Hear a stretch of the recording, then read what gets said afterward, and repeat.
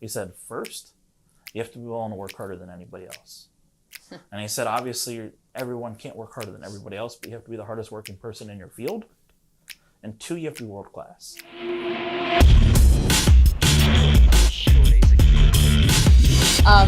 All right.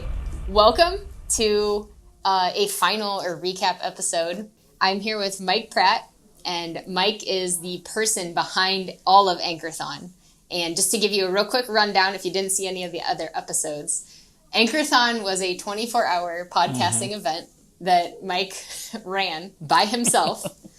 And you have interviewed some really cool, and I've even been in touch with them afterward, just some really cool minds in business and fitness and health and all of that stuff. So that's sort of, I guess we're literally flipping script here, because I said, you know what, Mike, through all of these episodes, and you did how many episodes? So there's 33 total interviews. 33 total. But YouTube didn't cooperate, and we lost, I think, 7 or 8 of them. Yeah.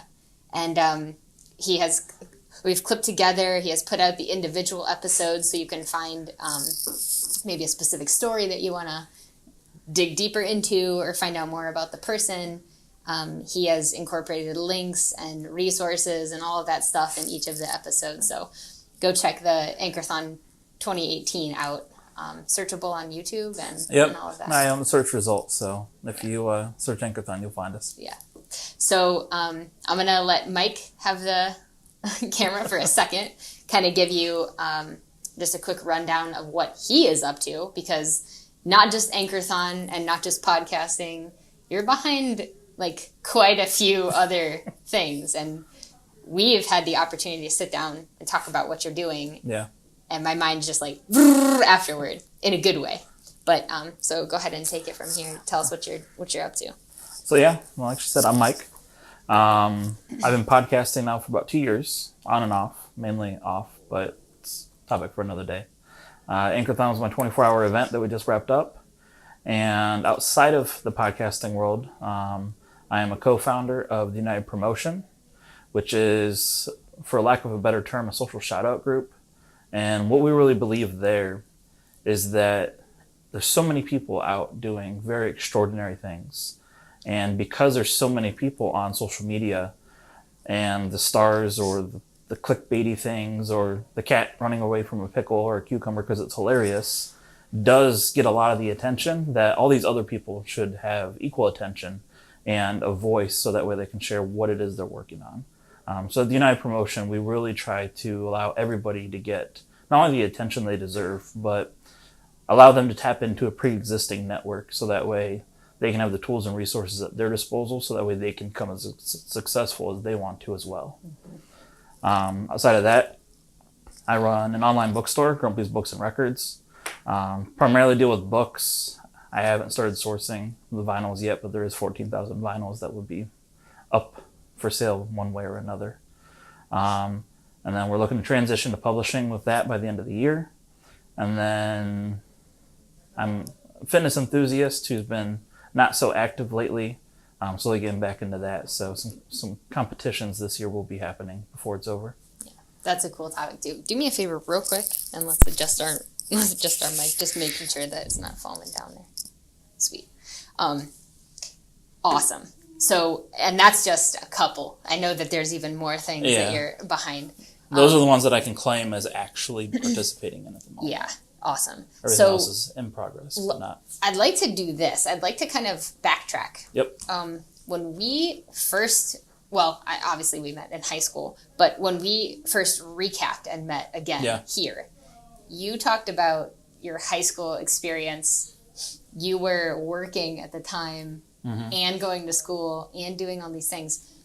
Typically, and whoever's watching this right now, specifically if you're in high school or early college and you're like, man, no, my schedule's so packed, I can't do it. How did you tell yourself, like, actually, I will make time and I will find it, and here's when I will work? Tell us about that, because that's honestly amazing. So to give full context of what she's talking about, in high school, I worked full-time plus. I worked third shift as a manager for Target remodeling and opening new Target stores. Yeah. Was illegal. got caught, so I got demoted and eventually let go. But so if you're in high school, do not work third shift full time. But for me, it was all I knew. Like, my mom always worked 2 jobs. Yeah. My stepdad worked at least 2, sometimes 3 jobs. So in my house, it was you did what you had to do to provide for your family. Awesome. I moved out my senior year of high school, ended up sticking around for a 5th year. So, for 2 years of high school, I was working full time, and because I wanted to live on my own. So, like, that's just what I was raised around. Yeah. So I didn't know that it was any different. And I think, even nowadays, like, I'll work the full time, right? The 40 hours or the 40 plus, and I'm like, whoa, man, so much work. So you're doing this early on, and you're a high school kid. And you were, I definitely know, because you came around to our lunch table, and I would try to do a similar thing, I guess. People in high school, they get caught up in a group or your gang, your squad, you just stick with that. You were jumping all over. You were at this table and that table, and we knew Mike Pratt. Like, he was over there and he was this way. Almost everybody knew Mike Pratt for one reason. Yeah. But it was, I don't know, it was just really refreshing that you could go and sit with this group and then that group and then have a conversation with the auto tech kids and then the urban forestry kid. How did you find, like, you could relate to each of those groups? So for me, it was actually almost the opposite. I didn't feel like I related to anybody really well. Okay. Because I moved around a lot through elementary school. My dad was in the Navy, and then after my mom and him got a divorce, we moved around because of circumstances. Okay. So the first school that I was at 2 years back to back for almost the entire year was the end of 4th grade into 5th grade. And then middle school was going to be like my first fresh start and everything. Interesting. And my best friend from elementary school, once we got to middle school, he had all of his friends that he's been friends with for football and baseball and basketball for the last 6 years. So I was no longer like his best friend because there was all these hundreds of other kids that he was associated with and he was friends with, and they had deeper relationships. Gotcha. So, like, when they had things to talk about, I couldn't relate because I was never there for when that party happened 3 years ago. Gotcha. So for me, it was more trying to find a place to belong because everybody else had these deep relationships. Yeah, it's tough being like the new one or a new part of the group. And then because I moved around a lot and I didn't get to socialize outside of school, I never really understood, the rules of being social in high school. So, like, when I would hang out with my friends and play Magic and Pokemon. Yeah. Like, I was a kid who played Pokemon on the bus, but then went and played football after school. Yeah. I didn't understand, like, why that wasn't socially acceptable and why couldn't I have these friends and those friends.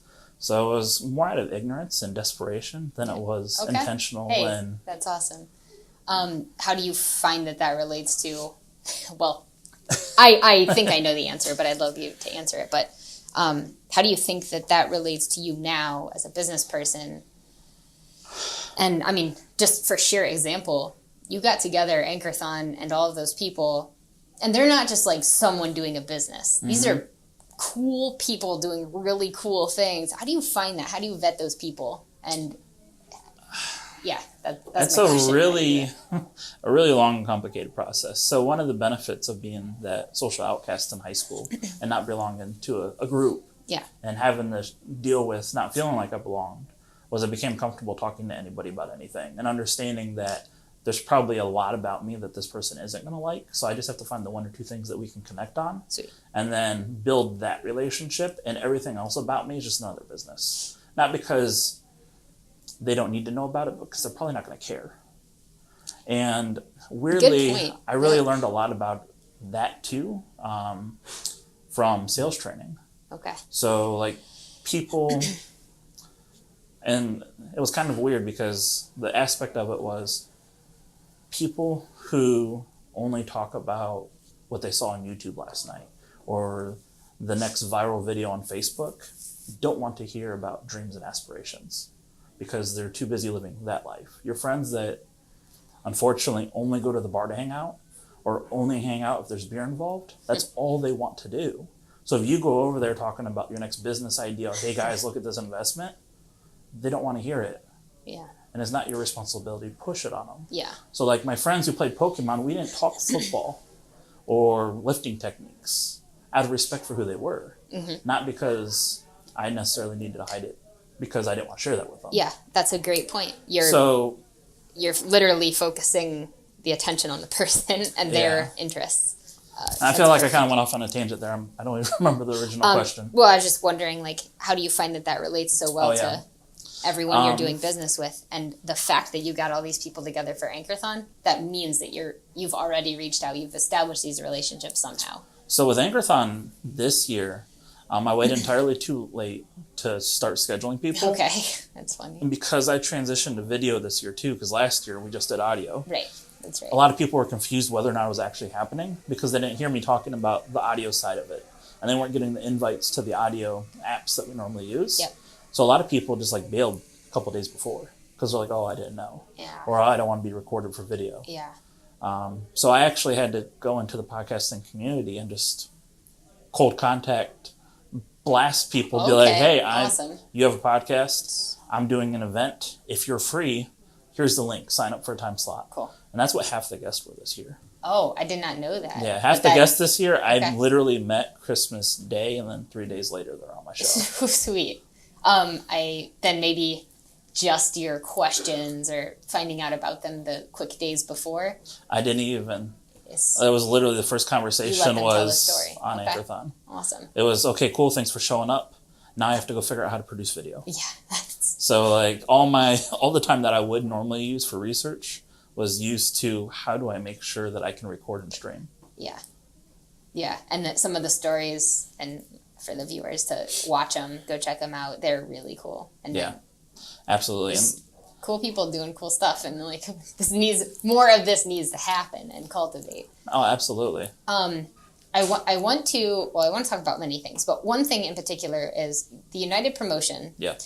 And I mean, even you promoting people on the side or talking about things on the side. Tell us your theory behind just literally helping hands and multiple helping hands. Tell us about that. All right, so I'm going to try not to make it too complicated. Yeah. But for me, it really starts with being that social outcast and not belonging. Okay.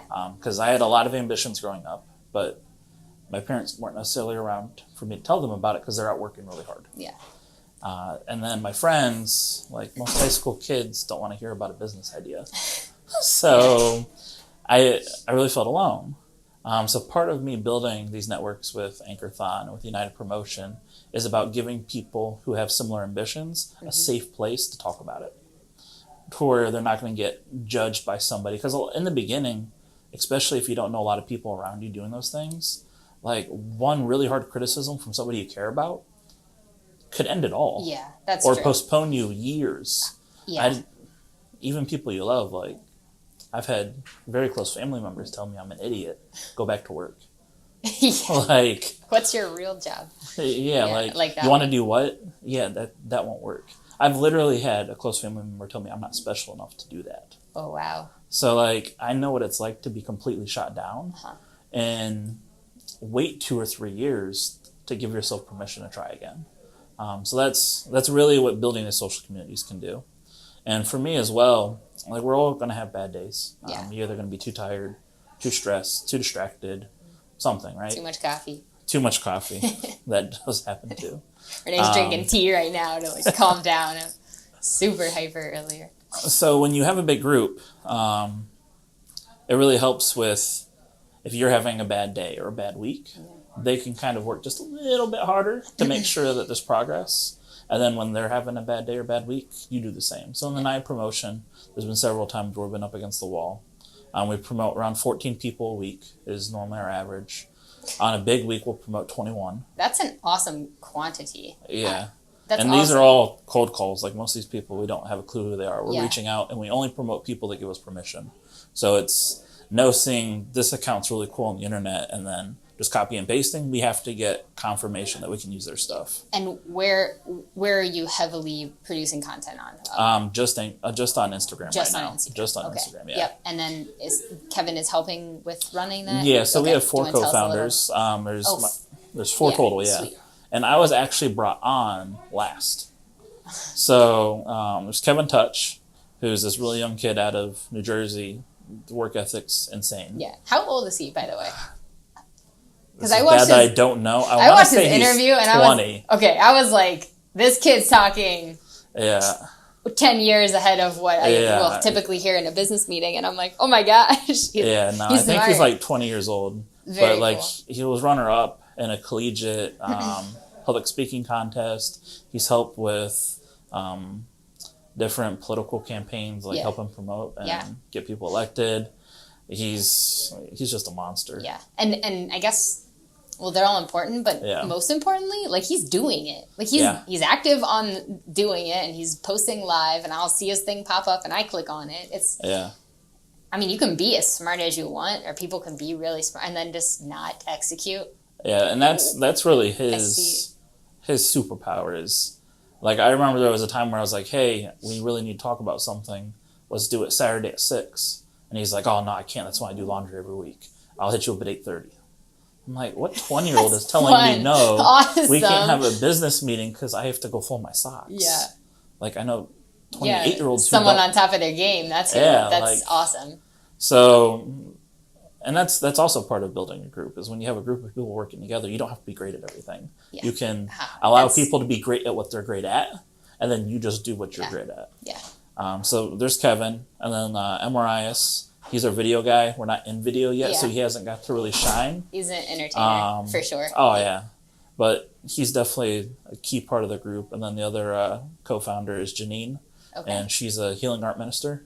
Cool. So she really helps bring us together, and kind of whenever we're getting stressed or anything, she brings the group back together. But we're just promoting Instagram accounts on Instagram with their content. So she really hasn't had her opportunity to shine yet either. Okay. So there's part of me that feels guilty that we built this thing, they're a part of it, and at this time they don't get to participate fully. But eventually we'll create something where they can showcase who they are as well. Awesome. How do you feel that? I mean, we're always like a reflection on what happened to us or what we wanted to have happened earlier. You know, how do you feel that people have helped you? Thus, you being able to do or at least execute on that same thing. Yeah. Or what story maybe they haven't helped you and you wanted to give back in that regard. So how was that for you? It's really weird. So if you haven't noticed, I think entirely too much. But it's more of a passive thing than as an active thinking. Yeah.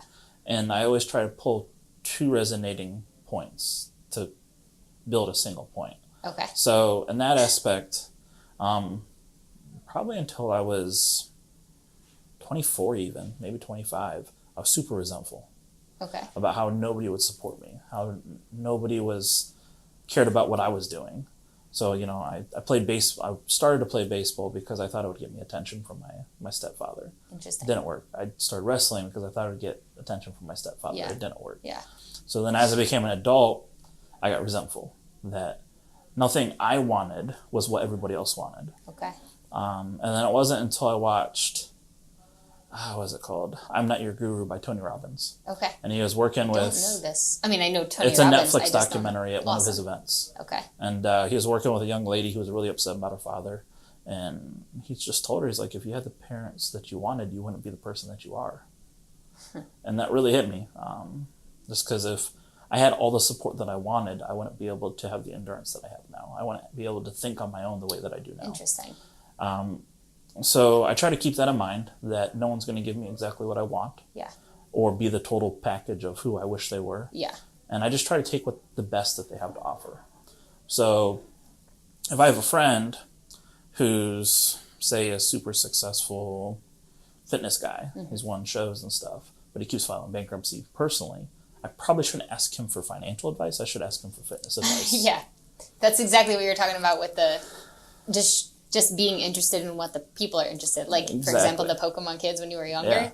they don't want to talk about football. Exactly. And you shouldn't be asking financial advice from the fitness expert. That's cool. Yeah. Yeah. So I try to do that with everybody that I meet and have the idea that that person has something to teach me that I completely will not understand, that it's going to be so over my head, or they're so expert in something that I'm not, that I have so many takeaways to take from it. Yeah.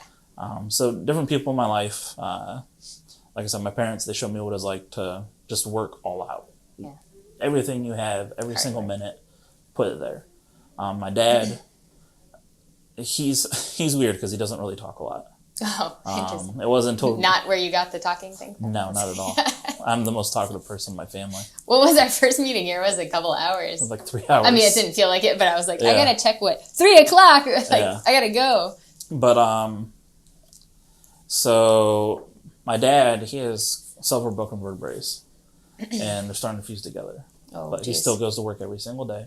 He works 6 days a week, 14 hours a day, carries 75 pounds of equipment. What does he do? He works for a surveying company, finding underground utilities and stuff. Okay. So physically active work. Yeah. So it's just like, people in my life have shown me there's not enough time, and they still provided for the family. He showed me that it doesn't matter how bad you hurt, you still do what you got to do. Yeah. Like emotionally, physically, mentally, whatever it is, just do it anyways. Like, it's not going to be comfortable, but comfort isn't the requirement. That is a tough lesson to learn or give. Yeah, and the funny thing is, like, nobody is really telling me these things. It's just things that I'm witnessing. Like, if I ask my parents about life, like, they wouldn't tell me because they don't think that highly of themselves. Like, they don't realize what they have to teach because they're comparing themselves to something that they're not good at in somebody else, instead of focusing on what are they good at and what do they have to offer. So do you feel that you were the person that sort of pushed you up or amped you up, or do you think that it was a couple key people in your life that sort of, for example, like, do you have a mentor around that literally like inflated you at some point? Or I think it was just watching different aspects of different people in my life, whether it was directly related or even celebrity people like Jerry Rice. I loved growing up and stuff. I had a lot of his football cards, actually. Oh, I had yeah. that's awesome. And just trying to see what can I learn, and then try to adopt that one thing from them. And it's really hard to adopt a lot of different aspects of a lot of different people. Some things you're just naturally not going to be able to pick up, so it takes a lot more work to adopt it. Yeah. Sometimes it's not a net positive by doing that. Or they don't talk a lot and you have to really dig it out of them. Yeah. So I want to say there's really one person that's really like up and elevated me. One person that has made me extremely comfortable is my wife, though. Yeah, awesome. She's probably the least judgmental person of myself. There's a lot of times where she just looks at me sideways and scratches her head and says, I have no idea what you're talking about, but okay. Yeah. And that's it. But she's not beating me up. She's not questioning me. She's not. Yeah. That's so, and it's and so she gives important. me permission to be who I want to be. Yeah. And it's funny now because I know I played softball with Ashley. I know Ashley, and just hearing that is like, that is the best thing you can do for someone. Is, well, I've obviously not judge, but just be supportive in the fact that, like, well, I don't know exactly what you're doing, but I'm into, go for it. Yeah. And to have those people close to you, because then they serve as a constant reminder to, like, oh, I have permission to keep doing this kind of thing. I do want to hold on. There's a couple of people that I do want to mention that I think about it. So my boss at Target, Keith, he was the one who was like, yeah, you're not supposed to work third shift, but I think you can do it, so I'm just going to let you. Came in, supposed to be a part-time, just regular associate. Yep. And he pretty much gave me the keys to the castle and said, I'll be back at 8 a.m. Figure it out. That's a lot of trust to instill. In what grade were you? You were a senior? I was junior when I started. A junior in high school. Yeah. That is a lot of trust to instill in junior in high school. And we like barely want to give him the keys to the car that's going to drive on the road. Right. So that was really cool. And then a lot of it, I think, was bosses, because they would let me do things that most people wouldn't, just see what would happen. And then be like, yeah, that didn't work. Never do that again. Oh, that's really cool. That was a way to build me up, to let me know where I was either overcorrecting or I was dysfunctional in what I was trying to accomplish. Yeah. So. Well, man, bosses, that brings up just such an awesome, I don't know, segue or like point to make is that you are currently, well, you're doing a lot of your own things, but you're currently working for what, like a bigger company? Yeah, I'm currently working for Amazon. Okay. Yeah. And doing sort of contract work or... So with Amazon, the really basic version of what I do is I work with property managers, apartment complexes, businesses to get access to the facilities. So, some places are gated communities. We need access codes to get in. Some places you need a key or a badge. Some universities you have to get the special security badges. So I really work on collecting the data for package delivery for us to deliver our own packages. Okay. And so obviously Amazon is a huge conglomerate. Oh, yeah. So there's a lot of people, well, I guess above or in management, and then you and in the mix, you also then lead a team. So currently I do not at Amazon. Oh, okay. I used to. Oh, okay. Currently I'm kind of a lone soldier, which it's nice to have a change of pace and kind of get to relax a little bit. Yeah. But traditionally I have taken care of teams or led teams. And even if it's not that, it's been through other things. I mean, even just leading the Anchorthon thing. Yeah. Can you talk about how you run those things, how you actually get stuff done? Because there's a lot of people, and there's so many people that are starting up things, right? It's just them. They have no one else to blame but themselves. They're working through all this stuff. They're reading all the books. They're hearing all these speeches and stuff. But then you get to another little level, and you actually have some people under you, or maybe like you hired some people for production or help. Yeah. And then what? Like, can you talk about delegation, doing it right, and just staying the leader leader/motivator? Because at that point, that's what you have to be. That's what you have to become. So for me, going back to like the high school thing and understanding who people are, if I put somebody in a role that they're not going to be able to be successful in, that's my fault as the leader. Okay. It's not their fault if they underperform. So if it's a data entry job and the person doesn't even know how to turn on a computer, that's my bad, not their bad. Okay. I never expect more out of somebody as far as like beyond their skills than what they should be able to accomplish. The other thing is I believe it's my responsibility as being the one in charge to eat shit for my subordinates. So my job is to take all the bad things happening that day. I love that sentence a lot. It's true. They should not experience any of the negative things happening during the operation of the business. Cool. And that's the responsibility I feel you take on as a leader. Yeah. And I'm very straightforward with my guys. Like when I was running a team before I transitioned to this role, if I knew it was going to be a bad day because there was truck late, or the weather was bad, or the fan stopped working and it was 90 degrees or 100 degrees, I would tell them first thing, guys, today's going to be a shitty day. This is what we're up against. I know it's going to suck. Get ready for it, yeah. I'm going to do everything I can, and they know I will because that's the trust that I've built by continually removing obstacles from their day. Yeah. But we're just going to have to get it done. Yeah. So if you need anything above and beyond what I'm doing, just let me know. Awesome. And then I always try to remove obstacles. So if there's a problem with like they can't keep their area clean because the trash can isn't getting emptied enough on top of my responsibilities, their job isn't to empty the trash can. Their job is to move boxes. I'm going to go empty that trash can for them. So that way they can continue to do their job. That's some humble pill right there. Well, I don't want them to have any excuses. Yeah. Yeah. Because it's really easy to say, oh, well, I was going to do that, but, or I wanted to do that, but, or I saw it, but. So if I can remove all the buts out of their way, then they just have to worry about doing their job and doing as good as they can. And then by doing it better and better and better, then they'll have time to do other things for other people as well. Yeah. And it seems like, I mean, even something as simple as that, taking those tactics and then sort of becoming second nature for you. Mm-hmm. Like some people, we read management books after management books after management, and then we still don't know how to treat people or like actually what to do. It's sort of an educated guess, but I'm going to talk about, you're sort of a principles guy. Like you operate on principles is what I try to. Can you talk about just how do you remember them? How do you keep implementing the principles? Where did you even learn some of the bases? I would probably say it started with King Arthur. Like, I was obsessed with King Arthur, Awesome. Knights of the Round That's Table. a history jump Yeah, back like, even from a young age, just the idea that there was some sort of code that you had to operate by because you belong to a certain group. Awesome. It's probably part of my obsession with, like, organizing groups. I was not expecting that answer. I've never because even heard by that. like me inviting you to this group, there's a certain level of expectation Yeah. that invitation holds. Awesome. A standard of whatever subconsciously in my Yeah. mind that it is. So just the idea that we all have some sort of code that we're living by, whether it's on purpose or not, right? So like, if you're really into gaming, which I am, but then you also have all these big ambitions for business, and you prioritize gaming in your free time, then your business, that is a code that you're living by. Everything you have is on purpose.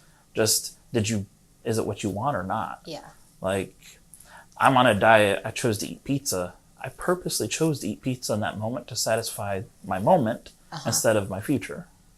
So I've always kind of done it subconsciously. Only in the last 2 years have I really started saying, okay, what are my priorities? What are my standards? And what do I have to tell myself to remember those? Yeah. So like one that happened more recently, Peter Voogd, who's a entrepreneur, I've heard him on a podcast years ago. Okay. But he just recently did, I think it was a YouTube video or something, and I was listening to it, and he said something about he only wants 2 type of people in his life. He said, first, you have to be willing to work harder than anybody else. And he said, obviously, everyone can't work harder than everybody else, but you have to be the hardest working person in your field. And if you lose, it's okay. Just don't lose and get outworked. And 2, you have to be world class. And that was the one that really stuck with me. Yeah. Because there's a lot of times in my life where I've outworked everybody. Yeah. Or everybody in that area, right? Like Right. I've broke records at Target for launching new stations or new buildings. I awesome. set every single record at L'Oreal, rewrote all the SOPs for them. Yeah. I have records at Amazon. I have my 24-hour podcast. Like, I do all these really weird things to show that I'm willing to do more work. But the world-class part, like, I didn't invite my final guest 3 days before the event started. That's not world-class. I went into it knowing or accepting that I was going to have subpar video and audio. That's not world-class. Yeah. Yeah. You know, it's funny that you say that, though, because sometimes, and I, as a designer, I often feel like no, I have to spend so much time on it. Right now, it's like it's my art, and it's not just someone's branding project. I literally dumped my like emotion and my. It's really like you go through this process of thinking and all the target audience and this thing and that and what's going to resonate and all these things go into this whatever it is, branding or logo or whatever it is going to be, video. But what, I guess, like, what about that? I don't know, like what? So for me, it's not so much the perfectionism side. Okay. It's that if I had the resource to allocate to it and I used it someplace else, that's not being world class. So like I had the idea for Anchorthon a whole year in advance because I did it the year previous. Okay. I knew the date a whole year in advance. So you never let perfection... See, and I guess this is why I was saying it, is that like the perfection thing, there's so many times I just wanted it to be perfect. Yep. But then I realized, you know, it's better than that is getting it done to get to the client. So going back to principles, Reid Hoffman, I believe, was the one who said it. If you're not embarrassed of the first version of your product, then you launch too late. Awesome. I remember that. That's, I really remember them in quotes or either scenes, if it's like a movie or something. And I'll try to pair them together so that way I can kind of balance things out. Okay, I was just going to say, let me hit you with this. How do you get the first version out, but still be world class? Or is being world class part of getting that first version that you're embarrassed about? I think because it's a newer concept to me that I'm trying to pay attention to and find ways to incorporate. I think being world class is getting the first version out when you said you were going to. Cool. Okay. Despite your insecurities with why you shouldn't. So operating on the schedule could become part of that world class practice. But then continually updating it so that way it gets to where you want to go. Yeah. Because you can write really great songs, but if you want to be known as a musician, you have to share them. If you just want to write songs for the love of writing songs for yourself, then it's a completely different conversation. Yeah. Okay. That's really interesting. I didn't really think about it that way. Like the perfectionism thing, it was always, it became the excuse of like, why isn't this done? Oh, it's got to be perfect. Like, let me take 3 more days to get it done. But operating on a schedule, and that could be considered your world class. Or, contacting as many people as you said you were going to. I guess maybe just keeping the promise to yourself or others could become that part of the world class. Well, I think integrity has a lot to do with it. And the other part of it, too, now that we're discussing it, that I would add is, I think it was Einstein, I don't remember the exact quote, but it was something to the effect that you can't solve a problem with the same thinking that created it. So, like, there's a lot of things that we want to get better at to become world-class or have a better quality. But a lot of those things will never learn until we have the experience. Experience only comes from doing, not sitting thinking, waiting for inspiration or something to tell you, how do I make this better? So a lot of times it's better to launch at 80, which is Amazon's entire philosophy. Launch at 80, figure the other 20% out. Okay, yeah. Because by the time you get to 95, things move so fast today's day and age. Yeah. You have to start back over at 80 because something shifted. Like if you're trying to promote on social media, they change the algorithm. Yeah, so all that extra work you did doing nothing, trying to figure out how to make the perfect post, doesn't apply anymore because it took you 6 weeks and now the algorithm's different. So now you're back to 50 and you have to get back to 80 again. Yeah, that makes sense. I'm going to tell you to fix your mic one more time. Sorry. I just want to make sure that all our audio is good. Okay, so let's go ahead and I want to jump back to your maybe senior or your 5th year, which you intentionally did. I think that this is an awesome story because you were like, no, I purposely went back to school. And I was like, you what? Can you talk about just that 5th year and how you used school as an outlet? Yeah, so... And I'm sorry, your business endeavor in those two final years of high school. Can you just talk about like some of your experience at such a young age? I'm baffled still hearing about it. Like you did what? Yeah, so it was at the same time as Target too. I don't know what I was thinking. So school was my social life. So my parents worked a lot so they could provide for us. They did a wonderful job of it. But that meant that there wasn't somebody home to give us permission to go over to the neighbor's house. Or if we did go over to the neighbor's house, there was no way to tell them because they were at work. Yeah. So then they'd come home to an empty house wondering, where the hell are my 3 kids at? So that meant that there wasn't as many sleepovers as we were like growing up, and there wasn't as many sleeping over at other people's houses. Yeah. So the most sociable place for me was school. I got to my senior year. I had a job that was 3rd shift, so I was alienated a little bit. When I'm off work, everybody else would have been at work. So I was like, well, I don't want to graduate yet because I still have friends here. So I skipped my government final so that way I'd fail because it was a required course. And then got to hang out with all my buddies for another year.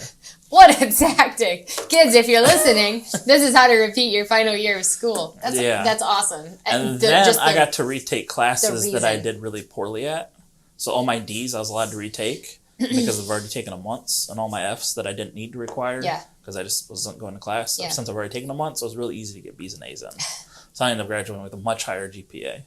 And how did you not go to school just as a complete zombie? I mean, especially when I was a senior, I was a senior when you were a senior. I never was like, he's tired all the time. Part of it was a zombie, especially my super senior year. Mr. Fox and Mr. Nemec, they ran a program for kids who worked. Okay. And they just let me sleep the entire time during it because they knew that I was working 60 hours a week to live on my own. And so they just let me. And then, oh man, what the heck was his name for Latin? It's on the tip of my tongue. My Latin teacher. Okay. Because it was not Phillips. I should know it too. It was the other one. Susel? Was that the name? I can picture his face. Can't think of his name. Yeah. But he let me sleep during class as long as I could get A's on the test. So there was a lot of teachers who recognized what I was trying to do. Yeah. And whether it impacted my grades or not, some of them were more cool about it. So I had Mr. Nemec and Mr. Fox for 2 periods of the day. So I got to sleep for like an hour and a half straight. Yeah. And then during Latin, I could normally sleep for about 45 minutes. Unless there was a test, then I'd take the test, get an A, because it was my 3rd year taking Latin 1. because I wasn't going to class because it was Yeah. boring. Yeah.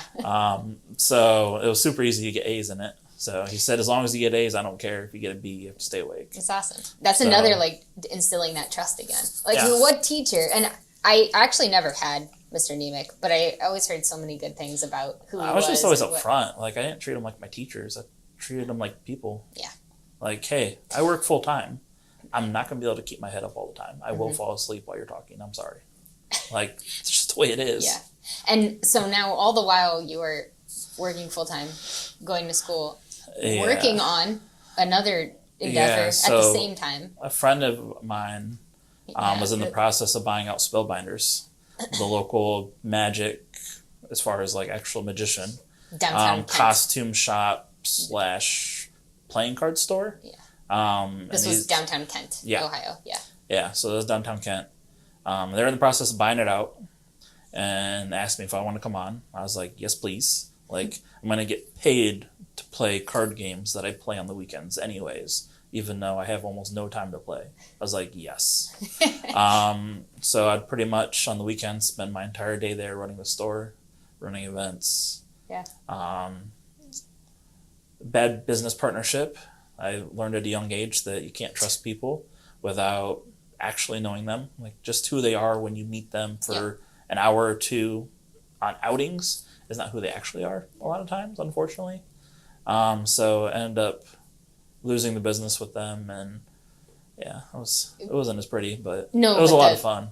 I guess, like, such a weird twist to the story or benefit of is that you learn that in high school? Yeah. Like, there are, 30, 40-year-olds that are just now questioning or, like, slamming their head on the table. Like, I got screwed over on this business. And really, what I should have done differently wasn't necessarily that I couldn't trust him. I wasn't stern with the questions that I should have been asking. Okay. Because what ended up happening was we were doing great. Yeah. We completely rebranded the store. We moved locations. We were making so much money. It was unbelievable for what we were doing. And he was using that money for his personal expenses instead of for only business expenses above and beyond his salary. Okay. And that I didn't ask very good questions. Like, it didn't make sense to me. Okay, we just made $4,000 this weekend. What do you mean you need money to pay for electric? Like, that I should have had that question with him and that conversation with him instead of saying, oh, well, he's 40, he knows what he's doing. Okay, here's money out of my pocket to pay for the business. Oh, jeez, like, that's not cool. The question came to mind. I should have asked it, and I shouldn't have been afraid of, well, what is he going to say? Or like, what is he going to say? Like, it doesn't matter. If he gets offended, he gets offended, but the question still needed to be asked. Interesting how it takes time, even just developing ourselves, but time to build enough confidence to ever ask those questions. Yeah. And still, like, I can picture a lot of different things that I'm like, oh, well, 3 years ago I should have asked this, and like, would have helped out a lot. But it just takes that, like, come on, guts up and do it, or ask it, or take action sooner. Yeah. I know we could talk for a long time. I want to kind of end on, what are some of of the projects that you're associated with or running right now?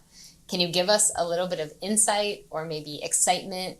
What's to come in the future? I know you have super big plans for a lot of other things, but maybe, like, what are we in store from you? Yep. And what's going to be really awesome is that when we watch this video a year or 2 or 5 from now, we're going to be like, do you remember we talked about this at that coffee shop? And, maybe explain some of those future goals or milestones or anything like that. So the immediate things I'm working on, the United promotion, we are going to be branching out onto a different platform. So we will not only just live on Instagram, we will live someplace else. Sweet. We'll be doing a special little press release around it when it's time to launch it. So not going to spill the beans completely on that. Anchorthon, we will be doing follow-up interviews with everybody who was a part of the January event.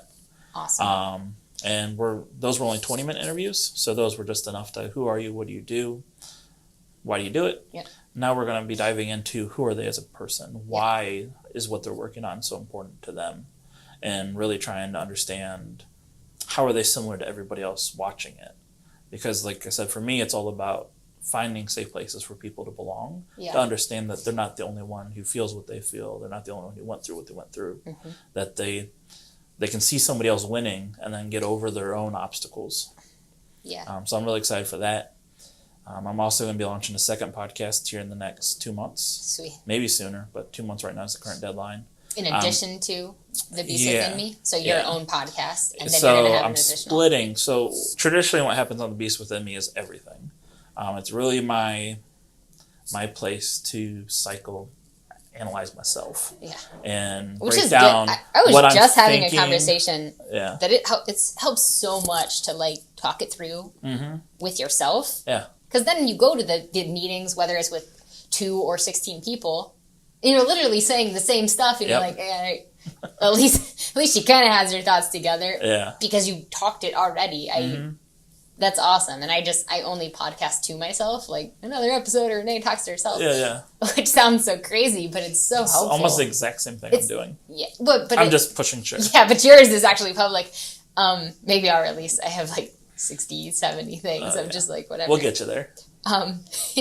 But it's what helps is like, wow, it's almost it is the audio or audible version of journing. Like that's why people that are like great writers, they already wrote it 20 times, 30 times before in their journals. They're just bringing it to the public now. Okay, so so that's going to be that. But one thing I enjoy doing is having great conversations with people to figure out how they think and what's important to them is what they're important and learning from them. And traditionally, that would be mixed in with my regular daily content. So what I'm going to do is actually take all the interviews and collaborations and branch that off into its own show. So that way, if you're interested in the guest, you don't have to filter through 300 days of me asking the same boring question. How should I think about work-life balance? Too bad that helps. This is what's really important today, but this is what I'm afraid is going to happen. You don't know who you're helping, though. Sometimes it helps for someone just to hear something. And it might be some cool motivational stuff. And sometimes it helps to hear about like where they're failing, so then you don't feel so bad of like, oh well, they didn't do this, I shouldn't feel too bad about not getting the deal or whatever it's gonna be. Well, I use the Anchor app to publish, and if somebody follows you on Anchor, they can submit voice messages. And there was a couple times where I was like, man, this is kind of corny. Like I really don't know if I want to keep doing this. And then I'd get that voice message. I was like, hey, you said this. I was thinking about it too, or this is a question I was asking myself for a long time, and like having that immediate feedback loop, but also being able to hear somebody's voice instead of read a text and hear like the fluctuations and the emotion and them calling in. It definitely changes things. I've heard even one-off interviews of just someone who doesn't even do interviews a lot. And there's something that someone said in there, and it just sticks with you. And then it just becomes like fuel to the fire to do something awesome or bigger or whatever it is. Okay, and then so United Promotion, your podcast. And can you kind of give us a rundown of what the bookstore or production or whatever you're going to do for that? It's in the air. In the air, okay. I don't want to do publishing this year, because I'm trying to build a war chest so that way when I transition to publishing, I have means to distribute at mass. But there's a lot of people requesting me to start publishing so that way they can do a book through me. So depending on circumstances, there might be a couple books published by Grumpy's Books this year. Awesome. Can you give us maybe a quick synopsis of where do we find you if someone wants to do the Anchorthon 2019? How do they get on the show? What's it all about? And like, I guess the purpose of Anchorthon is to help, right? You're pushing content that has a multitude of directions, so people are like, oh wait, I'm trying to run my own fitness thing, or I'm trying to do my own, I don't know, life coaching thing, so they can watch that, see where the guests kind of hiccuped or whatever. So if you, like I said, on YouTube, you just look up Anchorthon. You'll find it really simply. And all the links to all my socials are there. That's the easiest way to find me. You can also find me at Mike Pratt, MikePratt. I have to think about it. _TV. That's my Instagram handle. And then that has links to almost everything else on it. Okay, cool. And then if someone wants to, like if we want to get in touch with you, I know you're responsive. You're responsive on email. And you can pretty much hit me up anywhere. Your fastest response times are going to be DMs on Instagram, though. Okay. Cool. And then same with United Promotion, or is that sort of a different... So United Promotion, if you want to get featured or want to check us out there, it's at the United Promotion for Instagram. And that's the only platform we're on right now. So okay. But if you even Google, I think United Promotion, I think we pop up or quite just a bit. go pick Kevin's brain of something. Yeah. Mr. Kevin Touch. Awesome. All right. Well, that's been I guess, I don't know, just a wrap up or sort of cool 180 on the Anchorthon. Yeah. But thank you for joining us. Oh, thank you. We'll do this again at some point. It's weird being on this side of it. Yeah. Definitely. Or not having just the camera right in your face for Skype.